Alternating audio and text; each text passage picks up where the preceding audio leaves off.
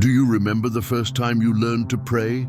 Perhaps it was with your mother, holding your little hand before bed. Perhaps it was with a catechist, in a simple room smelling of chalk and old wood. Perhaps it was with a grandfather who could barely see the letters but knew every phrase by heart.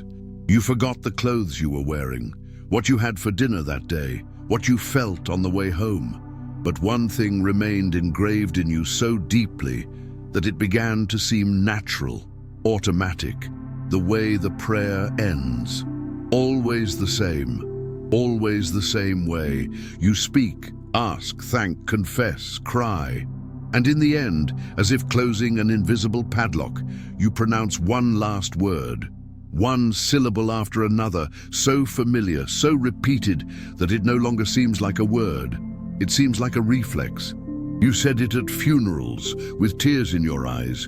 You said it at weddings, smiling without realizing it. You said it out of obligation, at long ceremonies where you kept looking at your watch.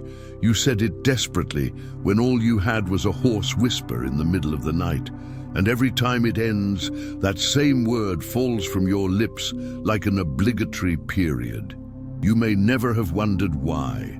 Someone taught you that it meant something beautiful, correct, religious, and that was enough.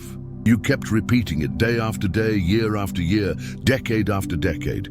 Now take a deep breath, because I'm going to ask you a question that no one ever asked you when you were a child. Are you sure you know what you're saying? Every time you finish a prayer? For a long time, I didn't ask myself that either. I repeated what everyone else did. Until one night, while reviewing old documents for a book I never got around to publishing, I found a footnote that shouldn't have been there. It was tiny, almost hidden, written by a researcher from another century, one of those names erased by the dust of libraries. He spoke of a closing formula that crossed peoples, empires, and religions, changing its guise, changing its explanation, but maintaining the same use, to seal a spiritual supplication. That bothered me. Closing formula, same function in different traditions. I began to follow this loose thread, as one pulls a line from an ancient fabric. The more I pulled, the more I realized that something was out of place, on clay tablets, on brittle papyri, in letters from travelers who crossed the Mediterranean centuries before us. The same pattern always appeared. A short word, placed at the end of the request to ensure that the request descended to the invisible world. It wasn't the same spelling, it wasn't the same language, but the meaning was eerily similar. I asked myself, what if that expression with which we concluded our prayers today, with such zeal, hadn't originated in the environment where it was told to us? What if the official meaning was merely the final coat of paint over something much older, much more troublesome, much less controllable? Sure, I could have stopped there. I could have closed the notebook, erased the note, told myself it was just an academic detail, something a bored linguist would say, a footnote curiosity. But there are questions that, once they're born, don't go back into the drawer. They start walking on their own inside you, and that question grew. What if the last word of my prayers isn't what I was told? That's when I started cross-referencing data. Ancient inscriptions, rituals from temples that no longer exist, accounts from anonymous priests, chronicles from foreign soldiers describing ceremonies they barely understood. In all of them, the same idea kept coming back, a small expression, a sealing word used as a spiritual signature. The more I studied, the more I realized something else, even more unsettling. It's not just wars, thrones and borders that migrate from one civilization to another. Sacred words also travel. Sometimes they cease to be names of deities and become adjectives. Sometimes they cease to be battle cries and become blessings. Sometimes they cease to be magic formulas and become habit. It's a habit so old, so often repeated, that nobody asks where it came from anymore. Perhaps you're feeling a slight unease right now. Part of you is thinking, but what difference does it make? I know what that word means to me. And on a certain level, you're right. The meaning you place on it today has value. The question isn't about taking that away from you. The question is this: why has no one ever told you the whole story? Why is it that in all sermons, catechisms, religion classes, retreats, and Bible studies, there is almost never any talk about the path that certain words took to reach our liturgies? Why do they insist on handing you a closed package saying, pray like this, end like this, speak like this, and don't ask too many questions? When someone is afraid of questions, it's because they have something to lose by giving the answers. That's what I discovered over the years, listening to academics in the quiet hallways of universities, reading letters that never reached the public, and talking to scholars who asked not to be named. They weren't afraid of God. They were afraid of colleagues, of institutions, of boards, of losing professorships and grants. And almost everyone at some point has told me something similar to this. The words that people consider most sacred are precisely those that have been recycled the most throughout history. Recycled, varnished, re-explained. That little phrase at the end of your prayers is part of this story of spiritual recycling. It didn't fall from the sky, ready-made, perfect in golden letters. It traversed peoples, cultural contact, domination, translation, political dispute. And at some point, someone decided you didn't need to know that. Today, you are faced with a choice that almost no one has given you: to continue repeating without asking, or to look directly at the path that word traveled before reaching your mouth. If you follow me through the next chapters, I don't promise comfort. I promise something greater: understanding. You will discover how a simple syllable transformed into a seal of power, a tool of obedience, and at the same time, a meeting point for millennia of human spiritual seeking. And then, at the end of this path, when you return to praying as you always have, perhaps you will repeat the same word, or perhaps not, but whatever your choice, for the first time in your life, it will be yours, and not just a reflection conditioned by the faith of others. Imagine this scene: a 19th century archaeologist covered in dust, hunched over a wooden table in a makeshift tent in the middle of the desert. The wind seeps through the cracks, moving fragments of brittle papyrus, and the lamp's flame flickers. He is tired, but his eyes remain fixed on a set of symbols that doesn't match anything he has ever catalogued. It's not a hymn, it's not a myth, it's not a funerary inscription.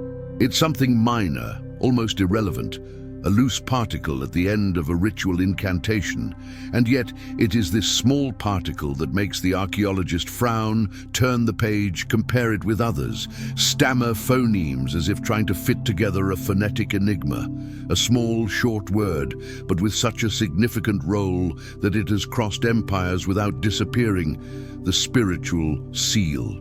Throughout my research, I realized that this particle, this final sound, appeared in different peoples, always with the same function: to conclude a request, to finalize a wish, to close a plea. It's like signing a document, but applied to the invisible world.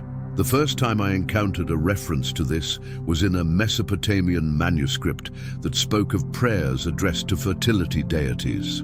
The prayer ended with a short sound, something equivalent to hum, which had no literal translation but served to give weight to the intention. However, as I moved forward centuries, across Phoenician and Hittite texts, and even records from anonymous priests of local cults, there was another similar particle.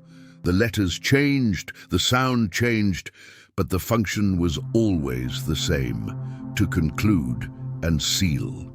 Later, when I went through the records of the Nile Valley, I found equivalents used in rituals that predated by millennia any practice that we today would call monotheistic.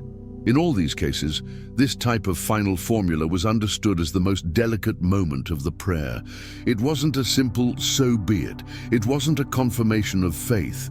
It was almost a command, an energetic push. An attempt to ensure that the request was heard by the right gods in the right dimension, without getting lost along the way.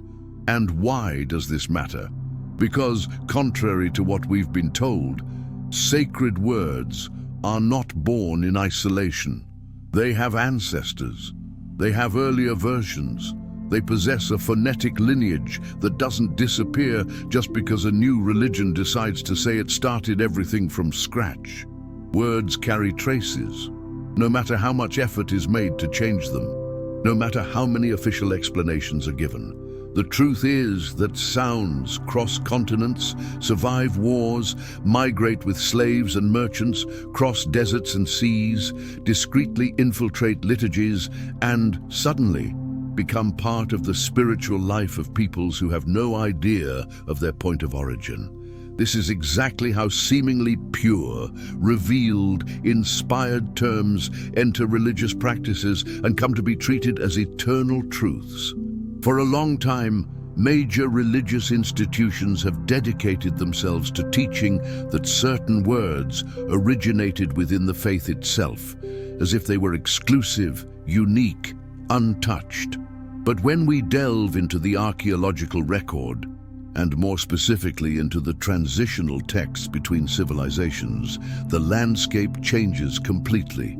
For example, in the oldest Aramaic scrolls I found, which predate many biblical texts, there are clear marks of foreign linguistic influence. Not only from neighboring Semitic peoples, but from empires that dominated entire regions for centuries. This is natural, this is expected.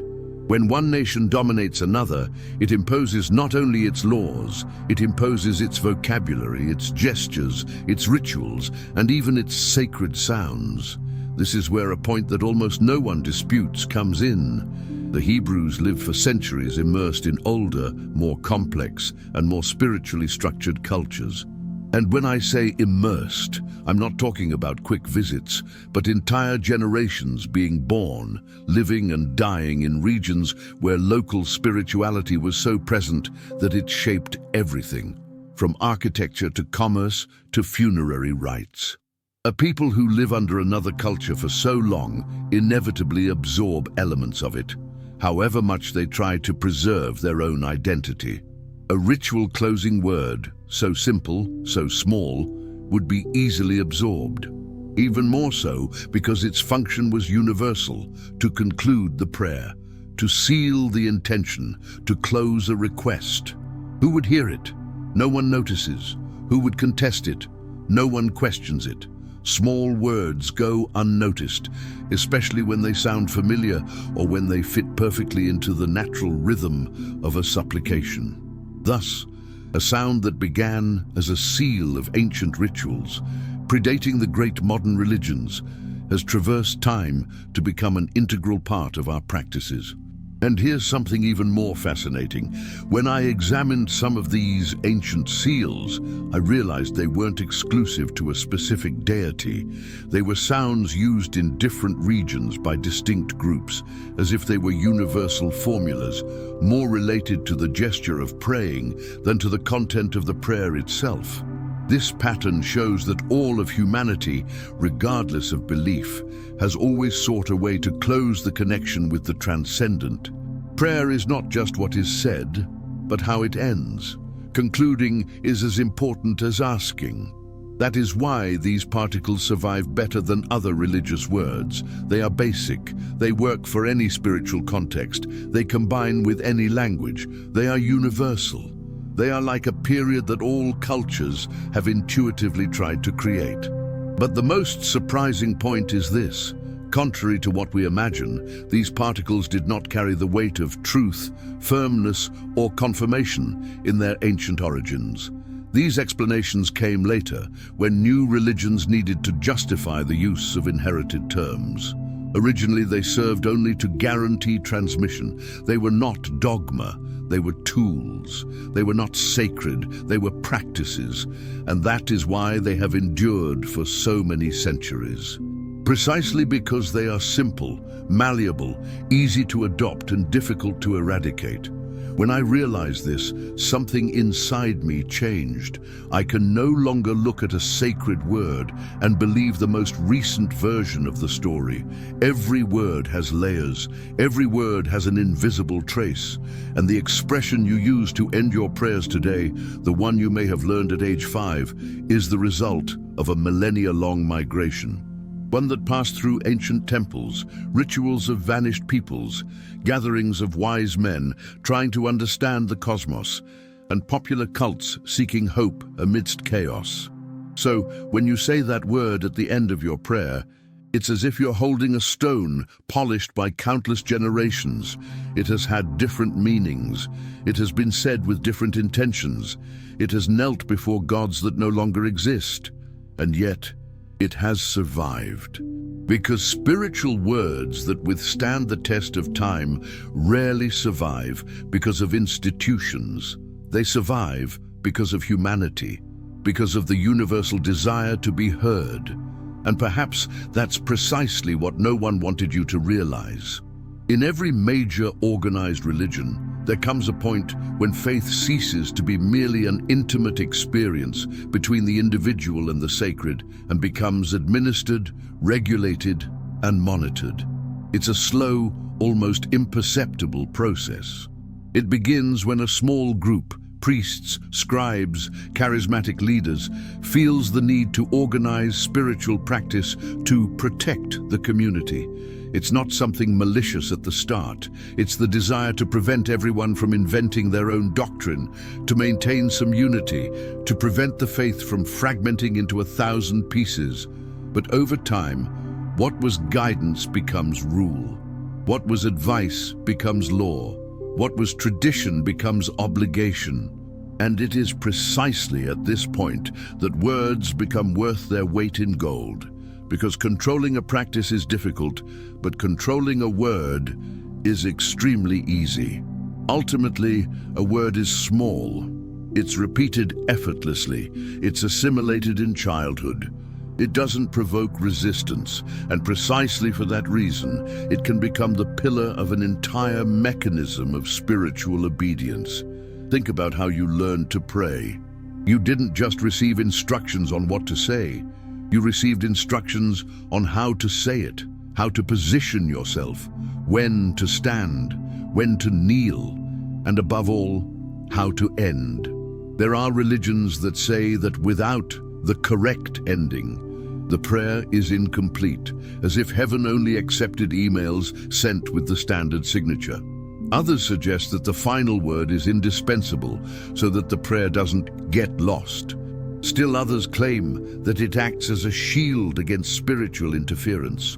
In all versions, the implicit message is the same. You cannot end your conversation with the divine on your own. You need the right formula. And here begins what few dare to acknowledge. The right formula always favors the institution, always. Because when you depend on a specific word, a word you were taught that comes loaded with religious authority that was defined by others, you surrender part of your spiritual autonomy. It's as if you were saying, I can only address the sacred if I do it the way I was told.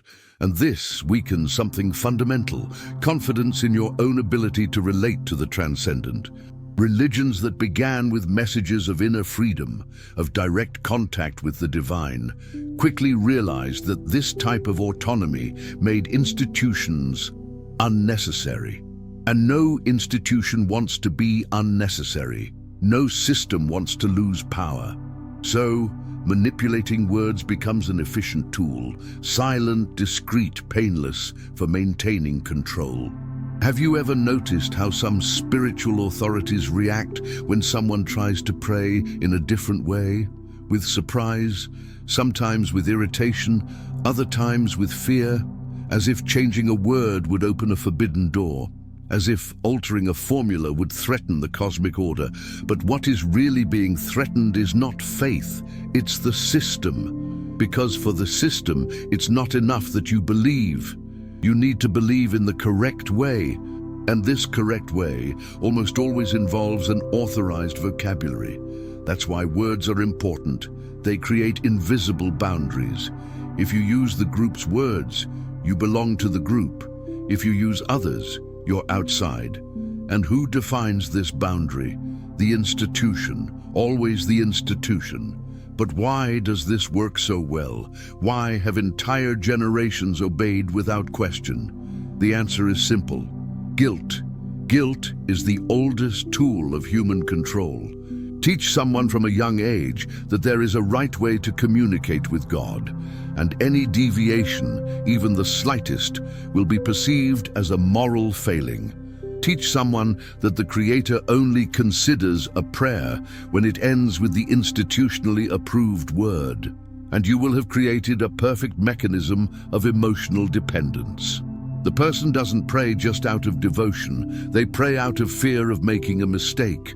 They measure every phrase, they watch every gesture, and above all, they don't dare change the ending, because changing it would be an affront, disobedience, spiritual danger. If there's one thing religious institutions have always known how to exploit, it's the fear of spiritual danger. If you tell your followers that there's a right and wrong way to speak to the divine, they will always choose the way that promises protection, not freedom. Since the beginning of time, humankind has tried to tame the invisible with rituals. And whoever controls the rituals controls the faithful. And whoever controls the faithful controls entire cultures, societies, kingdoms, empires. For centuries, kings legitimized their power by claiming that only they and their priests had access to the correct word. Entire writings were suppressed, edited, corrected to prevent other forms of spirituality from emerging and threatening the religious monopoly. History is full of these cases. Formulas that were forbidden, mantras that were erased, rituals that were renamed, words that were replaced because they were too reminiscent of previous traditions. When I realized this, I understood something disturbing.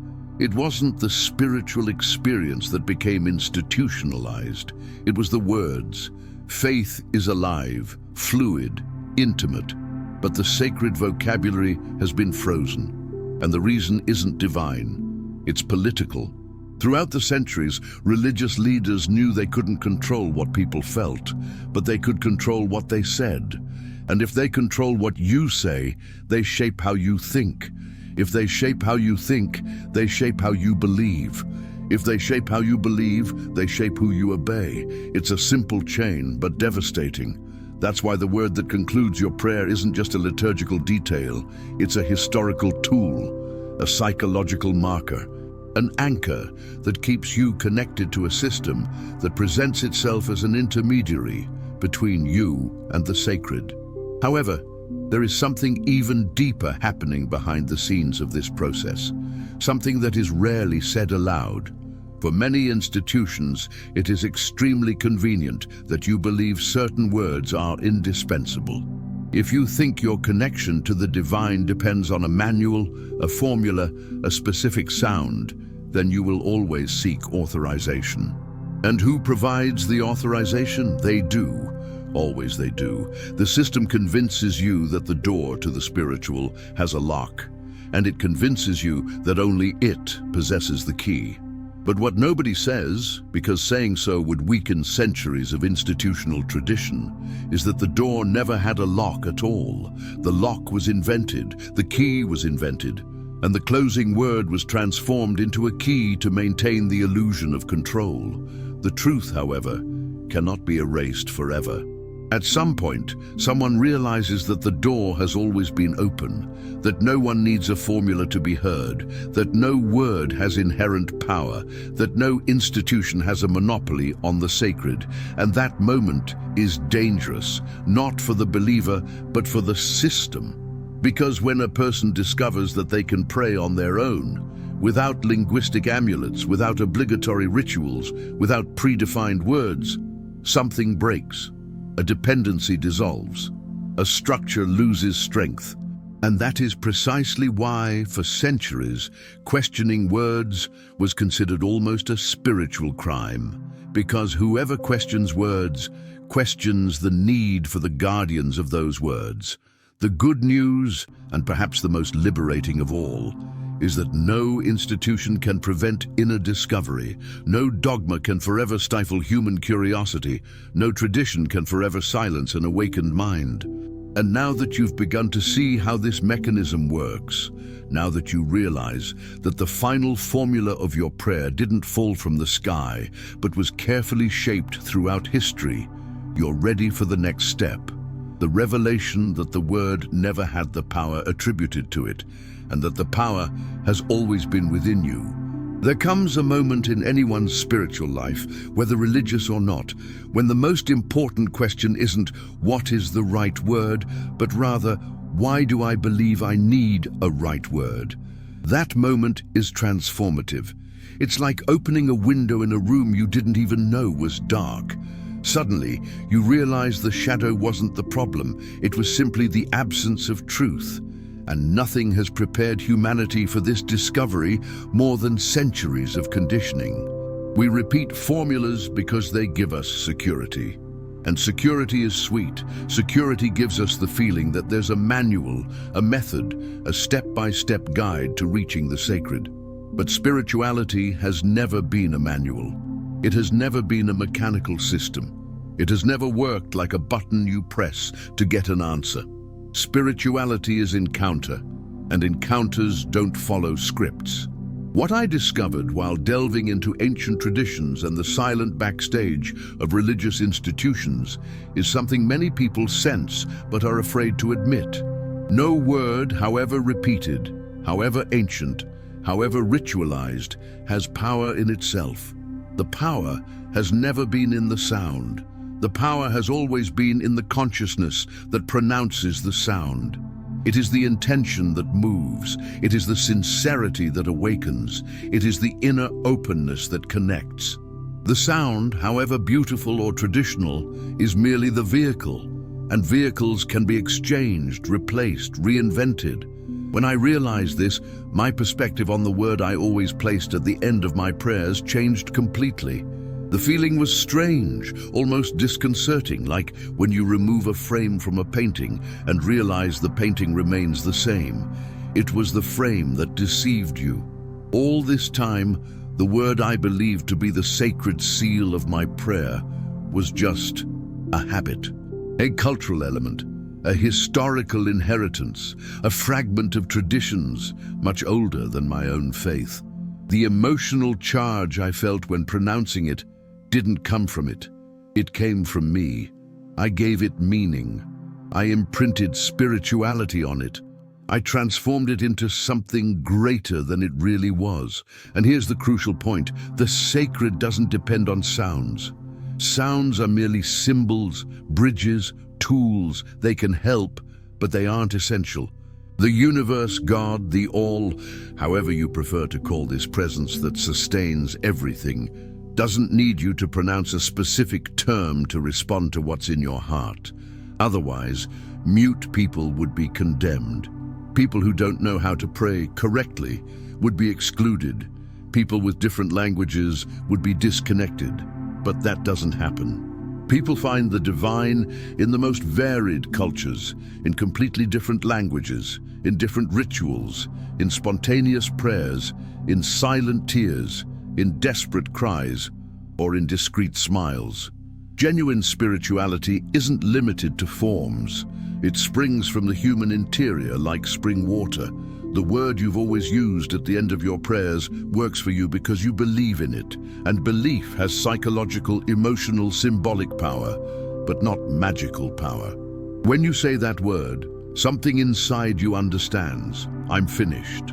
This understanding is emotional, not divine. It's not God waiting for your final formula. It's your mind closing a cycle, organizing the experience, creating the feeling of completion. In other words, the word works because you work. And this, far from diminishing the value of the practice, returns the power to its rightful place, within you. I clearly remember the first time I decided not to end my prayer with the traditional formula. It was almost instinctive, as if an inner impulse said, try speaking only from the heart. And in the end, when my mouth naturally prepared to pronounce that familiar syllable, I simply stopped. I remained silent, not out of rebellion but out of curiosity, and that silence filled everything. It was so profound, so authentic, so real, that I realized how much I had outsourced spiritual responsibility to a word. The question then ceased to be, "Can I pray without saying this?"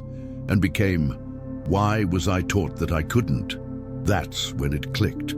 By believing I needed a formula, I was keeping myself dependent on something external. When I understood that the essential thing was always intention, a feeling of freedom took over me, as if I were finally breathing without invisible pressures. And that's the turning point that few traditions dare to teach. Pure intention is worth more than the perfect formula. Imagine a mother talking to a baby who can't yet speak. She understands her child through their gaze, their breathing, their expression. She doesn't need articulated words. Why then would we believe that the divine, which is far beyond the human mind, requires formal literature to understand our hearts? This belief is not spiritual, it is institutional. It's a way of domesticating faith, of putting it into a mold, of making it replicable, predictable, controllable, and everything that can be controlled can be managed. But faith is not administration. Faith is movement. Faith is encounter. Faith is openness. When we understand this, we realize that ritualistic words are, at most, symbolic doors. And here's the secret no one told you. All the doors are already open. The sound you pronounce at the end of your prayer is not a key. It never was. The feeling that it activates something is a product of conditioning, not of true spirituality. You can replace that word with another. You can end with thank you. You can end with silence. You can end with tears. You can end with a deep breath. God understands everything. Creation comprehends everything. The mystery answers everything. And when I understood this, something extraordinary happened. My relationship with the sacred became more intimate, more direct, more genuine, without intermediaries, without secret codes, without formulas that someone told me I needed to follow. The weight fell away, the guilt evaporated, and freedom entered. The final word of the prayer has lost its pedestal. And curiously, at that very moment, it has become more beautiful, because it has ceased to be an obligation and has become a choice. It is no longer a key, it is an ornament, an optional tradition, a loving gesture, something I can say, or not, but which now carries the meaning that I, and only I, decide to give it. The big twist is this: you never needed the word always needed you. Without you, she's just sound. With you, she becomes a symbol, and symbols can change. When we see this, the door to spiritual freedom opens as if it had never been locked. And now that you're about to walk through it, there is a next step, the most important of all: figuring out what to do with this newfound freedom. There comes a moment in the spiritual journey when you realize that all the structures handed to you, pre-written prayers, obligatory rituals, indispensable words, inherited gestures, formulas someone told you to repeat, are not divine currents, but human currents. And when this awareness awakens, it doesn't arrive as rebellion. It arrives as maturity. It arrives as that moment in life when you finally understand that you no longer need to ask permission to exist. This is how adult spirituality is born. When you cease to be an infantilized believer, dependent on external instructions, and become someone capable of consciously thinking, feeling, and choosing what makes sense to your soul. This is where many get scared, because freedom is always frightening. It doesn't provide a manual. It doesn't tell you what to do. It doesn't offer ready-made scripts. Spiritual freedom returns to the individual the responsibility for their own relationship with the transcendent, and responsibility for those who have spent their entire lives obeying religious scripts can seem like a burden, but in reality, it's the opposite. Responsibility is power, it's autonomy. It's the discovery that you are a co-author of your inner life, not a mere repeater of inherited words.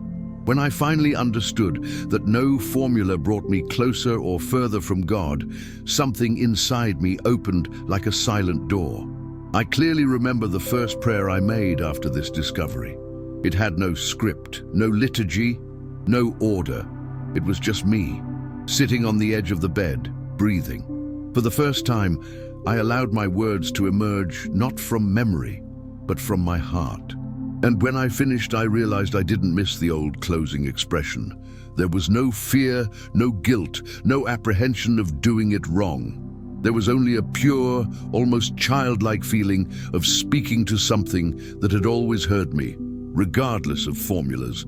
It was on that day that I understood. Prayer belongs to the one who prays, not to the one who teaches how to pray. And this is where true freedom begins.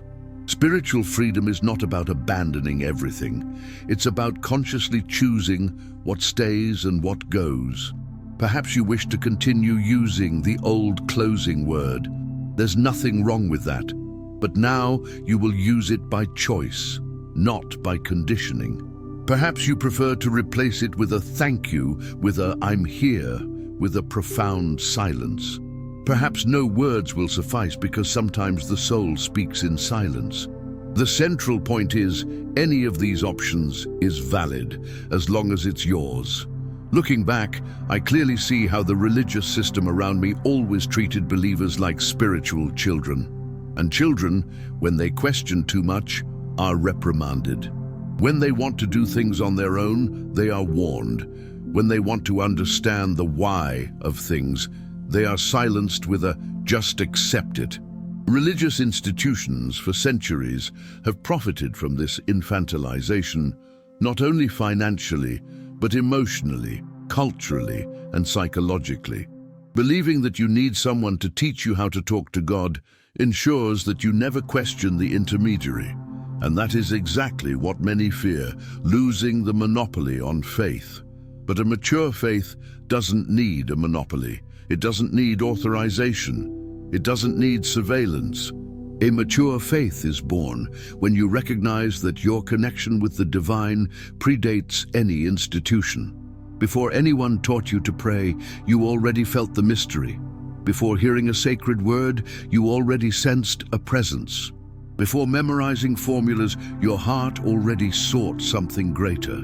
Prayers don't begin in the mouth, they begin in the soul. That's why no system can destroy or completely control them. Throughout my research, I found moving accounts of people who, even when forbidden to pray, in political prisons, concentration camps, totalitarian regimes, continued to do so in absolute silence, without words, without gestures, without formulas. Some simply closed their eyes, others simply breathed, others simply imagined light, and all, without exception, affirmed that in those moments they experienced a deeper connection than in years of formal liturgical practices. This reveals something precious. The most powerful prayer is always the most sincere, and sincerity does not depend on vocabulary. If you reach the end of a plea with a silence charged with emotion, that is prayer. If you end with tears streaming down your face, that is prayer. If you finish with a sigh that conveys more than 1,000 words, that is prayer. And if you decide to end by saying that traditional expression, but now with awareness, with your own intention, with freedom, that too is prayer. The difference lies in the subject, not in the sound. There is something profoundly transformative about taking responsibility for one's own spirituality. From that moment on, you stop being afraid of making mistakes, afraid of offending God, afraid of being ignored, afraid of not using the right word, afraid of deviating from protocol. And when fear dissolves, faith finally breathes. Mature faith is not faith that obeys, it is faith that chooses, and that is why it is so rare and so powerful. Perhaps the greatest gift this journey has given me is realizing that God was never bound by the words I was taught. I was. God never needed rituals to hear me. I believed he did. God never depended on that final expression. I did. The limitation was never in the divine, it was in me. And when that limitation falls, it's as if an immense, ancient, forgotten freedom emerges from within. And what to do with this freedom? The answer is simple.